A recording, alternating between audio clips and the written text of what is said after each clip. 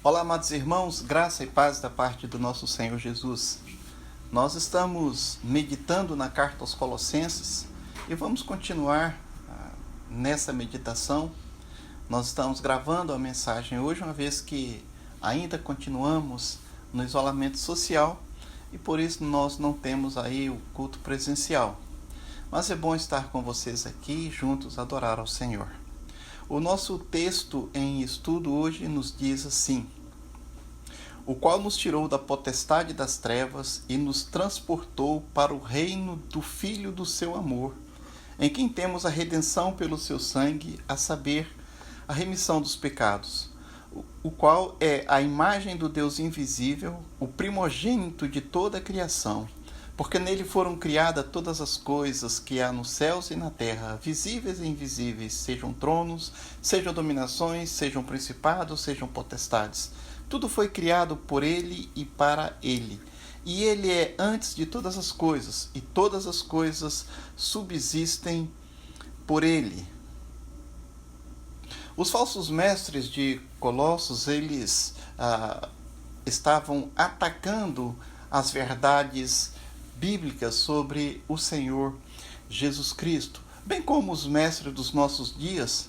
Eles também não negavam a importância de Cristo, como fazem hoje, mas também não lhe dão a supremacia que merece, o lugar de honra, a preeminência de Cristo.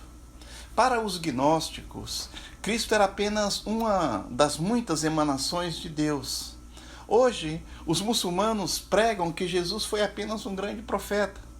Os espíritas ensinam que Cristo é apenas o Espírito iluminado. Os romanistas, os católicos apostólicos romanos, dizem que Jesus é apenas um dos muitos mediadores entre Deus e os homens. As testemunhas de Jeová afirmam que Jesus foi o primeiro ser a ser criado e não o Criador. Afinal, quem é Jesus? No texto em questão, Paulo fala sobre a preeminência de Cristo na obra da redenção e fala também da sua supremacia, da sua preeminência na obra da criação. Vamos examinar, portanto, esses dois pontos que são fundamentais para a nossa fé cristã. E o primeiro ponto vai falar exatamente sobre essa supremacia de Cristo na obra da criação, ou na obra da redenção, perdão, versos 13 e 14. Os mestres do engano, aqueles que espalhavam heresia, os falsos profetas, eles haviam chegado a Colossos espalhando o seu veneno. Eles atacaram as doutrinas da criação e da redenção. Eles negavam o fato de Cristo ser o Criador, bem como o fato de Cristo ser o Salvador, ser o Redentor da humanidade. Paulo, lutando contra essas teorias falsas, ele destaca algumas verdades a respeito da salvação em Cristo Jesus. Paulo nos mostra, por exemplo, que Deus nos libertou do império das trevas. O texto, no verso 13, diz assim: o qual nos tirou da potestade das trevas e nos transportou para o reino do Filho do seu amor. Ora, o texto nos informa, portanto, que existe um império do mal em ação no mundo. O mal, queridos irmãos, é uma realidade concreta. Existe um ser maligno, de fato todo corrompido. Esse ser governa esse reino de trevas. Ele é o Deus desse reino e seu nome é Satanás. Ele é chamado de diabo, de maligno, de tentador, destruidor, dragão, antiga serpente, pai da mentira, assassino, príncipe das trevas, Deus deste século. Este é Satanás e todas essas denominações se referem a ele. Esse reino das trevas é reino das trevas exatamente porque é o reino da escravidão, é o reino do pecado, o reino da devassidão, da mentira, do engano, da condenação eterna. O reino das trevas é um reino de rebelião contra Deus. Esse reino de trevas amaldiçoa Deus. Ele nega Deus, rejeita Deus e fere as pessoas. Também o texto nos diz que o homem por si só não consegue libertar-se desse império das trevas, desse domínio das trevas. Satanás é o valente, como diz lá em Mateus 12, versos 28 e 29. É o valente que tem uma prisão, que tem uma casa onde ele guarda todos os seus bens. O texto em Mateus diz assim: mas se eu expulso os demônios pelo Espírito de Deus, logo é chegado a vós o reino de Deus. Ou como pode alguém entrar na casa do homem valente e furtar os seus bens, se primeiro não manietar o valente, saqueando então a sua casa? Ora, o homem então não pode escapar das garras deste valente, não pode sair do domínio de Satanás. O conhecimento esotérico, o conhecimento místico, não pode quebrar as algemas dessa escravidão. O homem natural é prisioneiro desse império. Ele é cativo na casa do valente. Ele está sob a jurisdição da potestade de Satanás. Ele é escravo do pecado. Ele anda segundo o curso deste mundo. Ele é absolutamente impotente para libertar-se a si mesmo. O homem não é libertado, amados irmãos, por qualquer decisão própria, nem por sua própria luta, ou nem por seus desesperados esforços, nem mesmo pelas lágrimas mais amargas, nem também pelos bons propósitos. O homem não consegue livrar-se das garras de Satanás. Nele, ele é libertado somente por Cristo. A nossa libertação vem de Cristo. E se estamos livres em Cristo, obviamente não precisamos servir mais ao cruel inimigo, como diz o texto. Depois Paulo nos diz que ele nos transportou para o reino do seu Filho amado. Deus é o único que pode nos libertar desse império de trevas. A libertação, ela vem de Cristo e não do homem. O poder das trevas não pode ser quebrado pela força da humanidade, mas somente pela ação divina. Jesus é o libertador, Jesus é o resgatador. Jesus é aquele que invade a casa do valente, aquele que amarra e saqueia a casa, libertando os cativos de suas garras.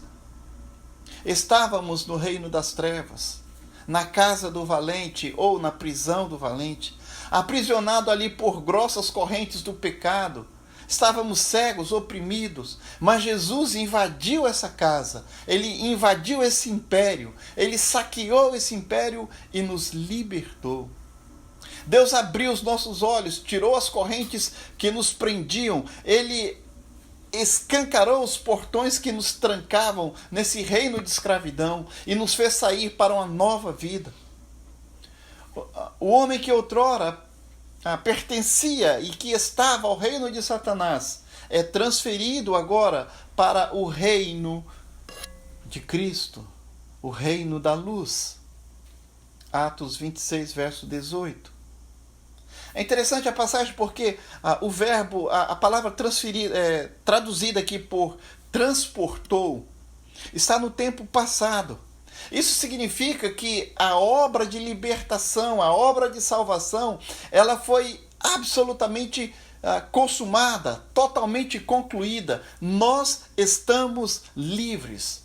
Os crentes em Cristo são verdadeiramente livres, libertos. Fomos transportados das trevas para a luz, da escravidão para a liberdade, da condenação para o pecado, do poder de Satanás para o poder de Deus, do domínio das trevas para o domínio de Cristo.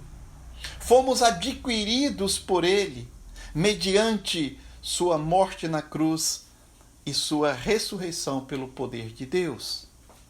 Oh, glória! Diante desse transporte, desse translado que Cristo nos faz, nós podemos observar também duas coisas. A primeira é que a salvação ela vai implicar uma mudança de domínio sobre as nossas vidas. Antes nós pertencíamos ao império das trevas. Nós estávamos sob o domínio cruel e opressor de Satanás. Estávamos cativeiros do diabo, ou cativos do diabo, acorrentados pelo pecado, mas agora nós estamos livres e salvos. Fomos não apenas libertados do império das trevas, mas nós fomos transportados para o reino da luz. Agora é Cristo e não Satanás que domina sobre nós. Nós temos outro dono, nós temos outro Senhor, nós temos outra vida, nós vivemos dentro de outro reino, fomos transportados de uma vez por todas. Já estamos no reino da luz. 1 Pedro 2, verso 9 diz: mas vós sois a geração eleita, o sacerdócio real, a nação santa, o povo adquirido, para que anuncieis as virtudes daqueles que vos chamou das trevas para a sua maravilhosa luz, diz a palavra do Senhor. A segunda observação é que a salvação ela também implica numa mudança, eu diria, radical do senhorio em nossas vidas. No reino das trevas nós servíamos ao príncipe das trevas, e era um príncipe carrasco. Ele nos oprimia, nos escravizava, nos mantinha prisioneiros. Ele desejava a nossa morte eterna. Mas agora vivemos no reino de luz, no reino do amor, da paz, da vida eterna. No antigo império reinava o ódio. No império da luz domina o amor. No antigo império estávamos debaixo da cruel escravidão. No reino da luz, somos livres. No reino das trevas, Satanás queria a nossa morte. Mas no reino da luz, Jesus Cristo morreu por nós, para nos dar vida e vida eterna. A segunda verdade que o texto nos apresenta é que a terceira verdade é que Deus nos redimiu por meio do seu Filho. O verso 14 diz: em quem temos a redenção pelo seu sangue, a saber, a remissão dos pecados. A redenção significa libertar um prisioneiro ou um escravo mediante pagamento de um resgate. Deus nos comprou e agora nós somos sua propriedade particular. Sabe, queridos, nós somos de Deus por direito de criação, porque Ele nos criou a sua própria imagem e semelhança. Também somos dele por direito de redenção, pois Ele nos comprou com o sangue do seu Filho amado. Não pertencemos mais ao império das trevas, nem somos também de nós mesmos. Nós somos propriedade exclusiva de Deus. O resgate pago por Cristo no Calvário nos redimiu. E agora nós estamos, nós estamos quites com a justiça, com a lei de Deus. Romanos 8, versos 33 e 34. Nós estamos quites com a justiça de Deus. Romanos 5, verso 1. Romanos 8, verso 1 também fala sobre isso. Essa redenção implica a libertação da maldição. Gálatas 3, verso 13. O Senhor se fez maldito por nós. Nos livra também da escravidão do pecado. Éramos escravos do pecado. João 8, verso 34 e 36. Sabe, Deus pagou um altíssimo preço por nossa redenção. Deus nos comprou não com prata e ouro, mas com sangue precioso do seu Filho amado. Deus não poupou seu próprio Filho, antes por nós o entregou, para que pelo seu sangue fôssemos resgatados da morte para a vida, da escravidão para a liberdade, do reino de Satanás para o seu glorioso reino de luz. É interessante observar que Deus não pagou esse preço a Satanás, mas Ele pagou esse preço a si mesmo. É um grande engano. É uma grande heresia afirmar que Deus pagou o preço da nossa redenção a Satanás. O príncipe das trevas não é dono de nada, nunca foi, jamais será. Ele é o usurpador. Deus quebrou o cativeiro no qual estávamos presos e nos transportou nos transladou de lá para o seu glorioso reino. Deus é justo e nós somos pecadores. Nós não poderíamos ser justificados sem que a lei fosse cumprida, sem que a justiça fosse satisfeita. Então Deus, ele providenciou um substituto perfeito, o seu próprio Filho, Jesus, o nosso Senhor, para morrer em nosso lugar, para morrer em nosso favor. Deus propiciou a si mesmo pela morte de Cristo. Assim, ele pôde ser justo e justificador do pecador que crê no seu Filho amado. Creia em Jesus como Filho do Senhor, como Salvador eterno. Você precisa dessa fé, mas essa fé salvífica.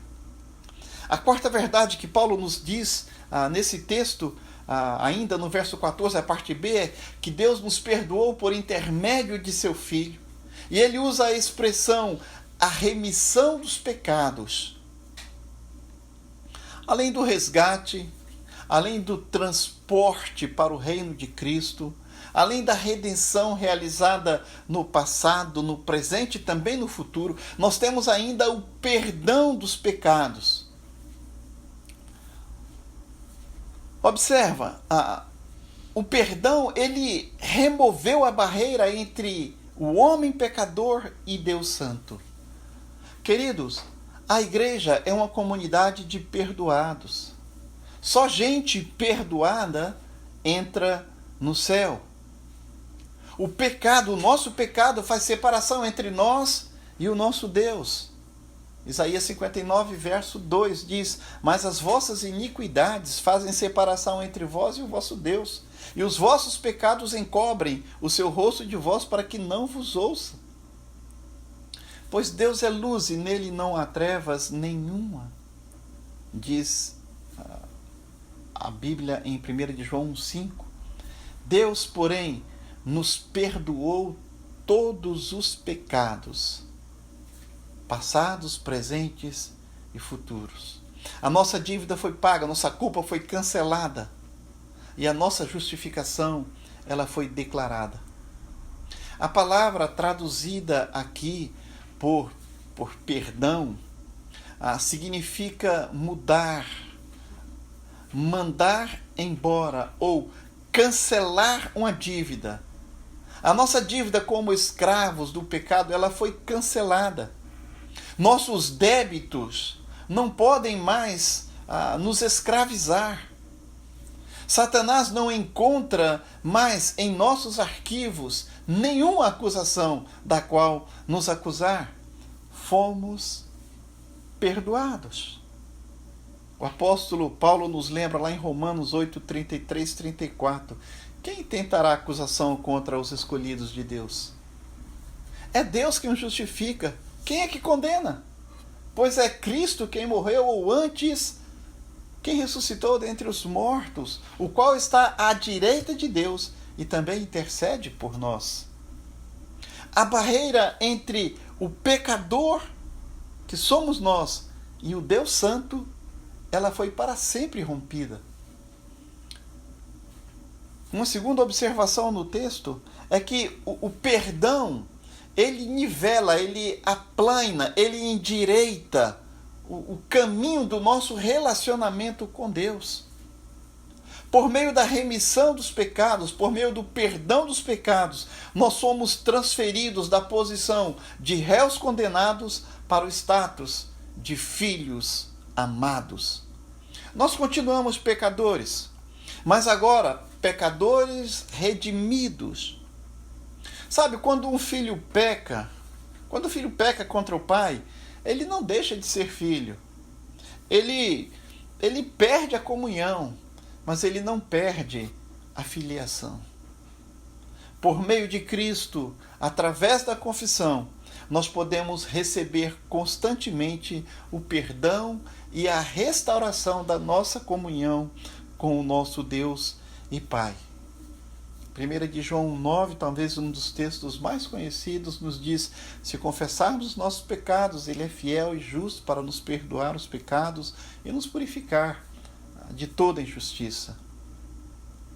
Uma terceira observação nesse texto em relação ao perdão é que o perdão alivia a alma do peso da culpa. O perdão de Deus, ele remove de sobre nós o peso esmagador da culpa. E só Deus pode fazer isso. Pergunte ao mais famoso dos cientistas se existe algum medicamento para libertar da culpa. Pergunte aos grandes artistas se eles são capazes de eliminar a consciência da culpa através da música, ou da pintura, ou da poesia. Pergunte aos ricos e poderosos dessa terra se o peso da culpa desaparece diante de tesouros ou de exércitos. A pergunta vai ser em vão, querido. Em Jesus, porém, nós encontraremos aquilo que o nosso coração anseia. Não apenas como uma possibilidade de encontrar esse perdão, essa paz. Não apenas uma consolação para o nosso espírito, mas nós encontramos o perdão como uma realidade verdadeira. O apóstolo Paulo afirma: nele temos a redenção, a remissão dos pecados. Outra observação interessante é que o perdão que recebemos de Deus é o mesmo perdão que nós devemos dispensar também às pessoas que nos ferem. Os perdoados devem perdoar, e perdoar com o mesmo tipo de perdão que receberam do Senhor. Colossenses 3, verso 13 diz: suportando-vos uns aos outros e perdoando-vos uns aos outros. Se alguém tiver queixa contra outro, assim como Cristo vos perdoou, assim fazei vós também, diz o texto. Portanto, aqueles que foram objetos do perdão devem ser também instrumentos deste perdão. Nós vimos o primeiro texto, o primeiro ponto, a preeminência de Cristo na obra da redenção, versos 13 e 14. Eu quero pensar um pouquinho agora no segundo ponto, essa preeminência, essa supremacia de Cristo na obra da criação, versos 15 ao verso 17. Essa passagem ela lida com várias questões a respeito da criação, como, por exemplo, qual a origem do universo? Que poder trouxe o universo à existência? Existe mais do que um universo? Existe a dimensão física e a dimensão espiritual? Qual é o propósito da criação? O que mantém o universo harmoniosamente funcionando? O apóstolo Paulo ele responde a essas questões nesse texto. Vejamos as respostas de Paulo para essas perguntas importantíssimas. E nós queremos destacar aqui pelo menos 5 verdades que são importantes que nós encontramos nesse texto. O verso 15 diz: o qual é a imagem do Deus invisível, o primogênito de toda a criação. Jesus, ele é a expressão visível do Deus invisível. E essa é a primeira verdade que Paulo nos aponta. Jesus é a imagem, não a imitação de Deus. A palavra traduzida por imagem significa uma revelação exata. Então ela nos diz exatamente que Cristo não é uma cópia de Deus, mas a encarnação do Senhor. A encarnação de Deus nesse nosso mundo, no mundo dos homens. Ele é o verdadeiro Deus. Em Cristo, o Deus invisível se tornou visível, se tornou palpável. João, primeiro capítulo, verso 14, diz: e o Verbo se fez carne e habitou entre nós, e vimos a sua glória, como a glória do unigênito do Pai, cheio de graça e de verdade.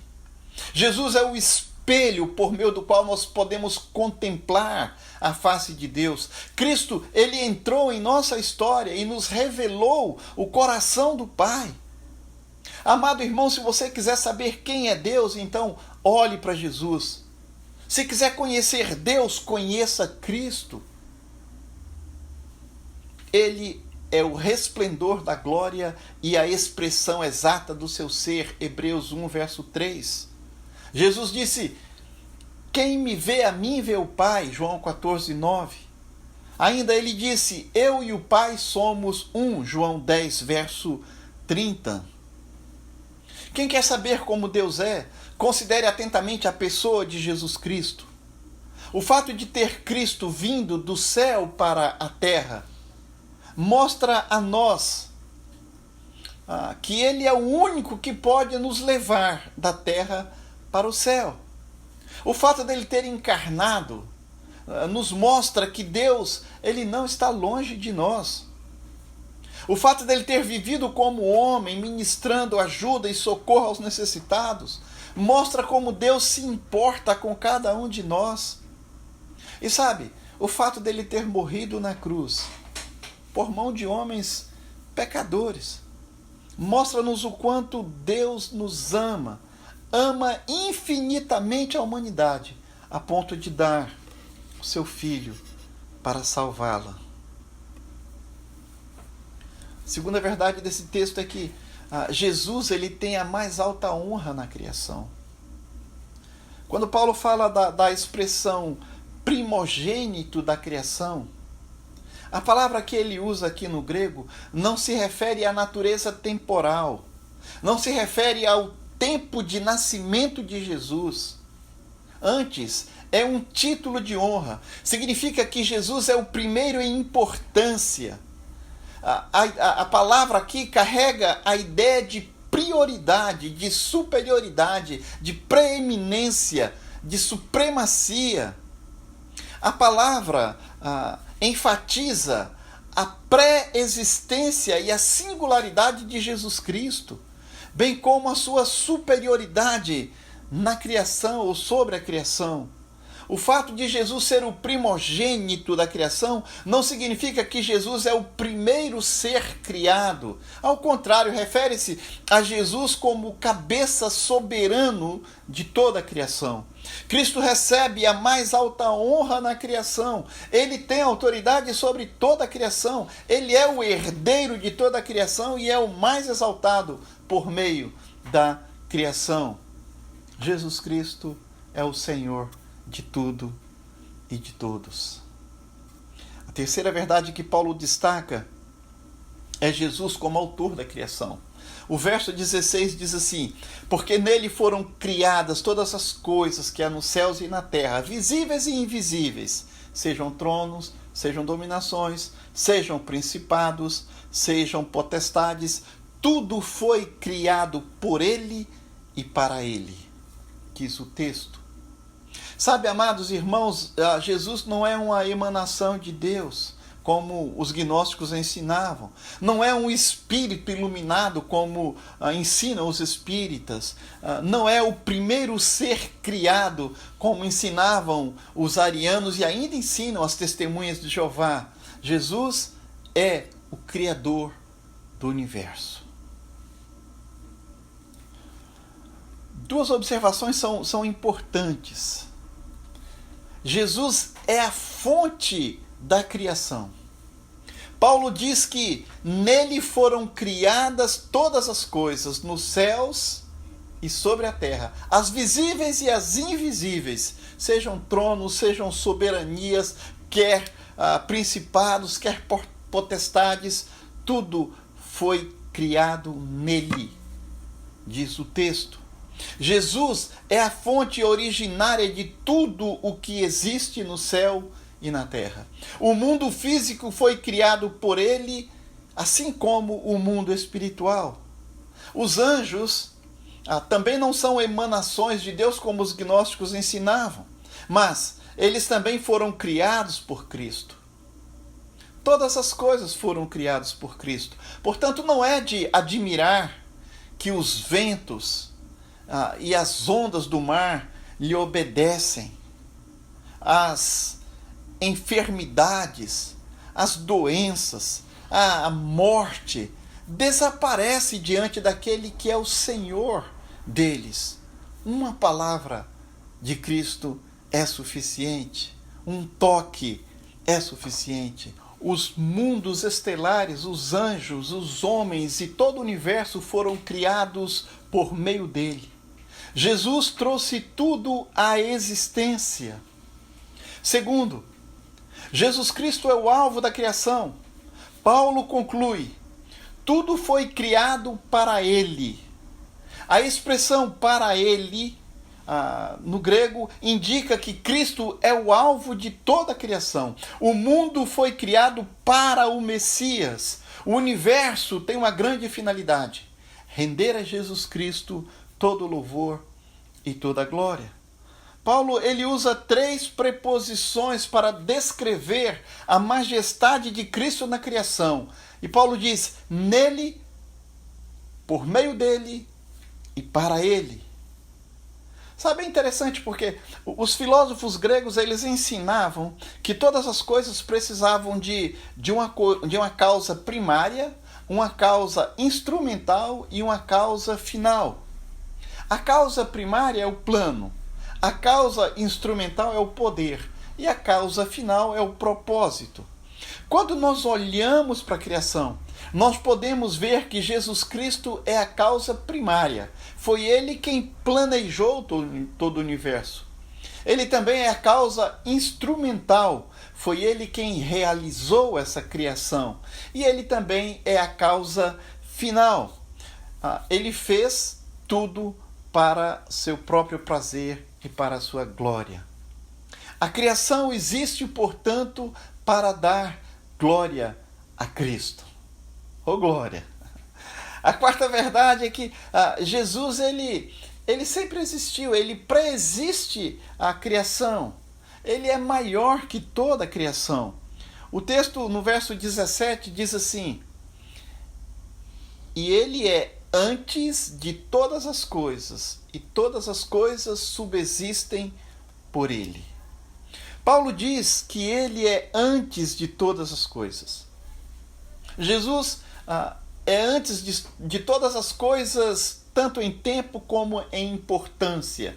Jesus não foi criado, ele é o Criador. Ele não teve origem, é a origem de todas as coisas. Foi ele quem lançou os fundamentos da terra. Foi Jesus quem espalhou as estrelas no firmamento. Antes de tudo começar, ele existia eternamente. E ele estava sempre em uma sintonia perfeita e feliz com o Pai e com o Espírito Santo. Jesus é eterno e é o Pai da eternidade. Ele habita de eternidade a eternidade. Ele é Deus. Ele é autoexistente, ele é autossuficiente. Ele não depende da criação, ele não deriva sua glória da criação, nem depende dela. Ele é eternamente o mesmo. Ele é imutável, Hebreus 13:8. Ele é o alfa, é o ômega, aquele que está antes, aquele que está acima e aquele que está além da criação. A quinta e última verdade, Jesus Cristo é ele quem sustenta todas as coisas. Jesus quem sustenta toda a criação. Paulo conclui dizendo: nele tudo subsiste. A palavra grega traduzida aqui significa sustentar, manter. Isso revela esse princípio de coesão do universo. Deus mesmo é a fonte unificadora que mantém todo o universo em um funcionamento harmônico. Nele nós vivemos, nos movemos e existimos. Atos 17, verso 28. Pois ele mesmo é quem dá a todos vida, respiração e tudo mais. Atos 17, verso 25. Eu quero concluir essa passagem dizendo que o apóstolo Paulo ele corta a heresia dos gnósticos aí bem na raiz mesmo. Paulo coloca o machado da verdade à raiz dessas heresias. Ele refuta, como vimos, com argumentos irresistíveis essa tese mentirosa dos falsos mestres. Eles afirmavam que a matéria era essencialmente má e, consequentemente, Cristo, sendo Deus, não poderia ter sido o Criador do universo, nem mesmo ter encarnado para a nossa redenção.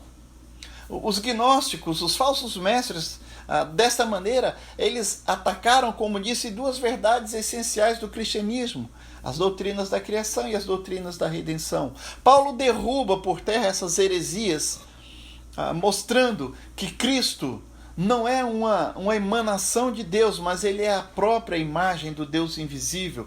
Cristo não é um ser intermediário por meio do qual o mundo material veio a existir, mas Jesus Cristo é o próprio Criador do mundo visível e invisível. Cristo não é um espírito iluminado que veio para conduzir o homem pelos atalhos do conhecimento místico e coisas assim, mas Cristo é o Redentor que veio ao mundo para resgatar o homem pelo sangue da sua cruz. É aquele que invadiu a potestade inimiga, aquele que nos resgatou das mãos do inimigo, que quebrou as nossas correntes e que nos tirou as algemas. É este Cristo que adoramos, é este o Cristo que anunciamos. A Ele seja toda a honra, a glória, o louvor e a adoração, agora e para todo sempre. Amém. Que o Senhor nos abençoe.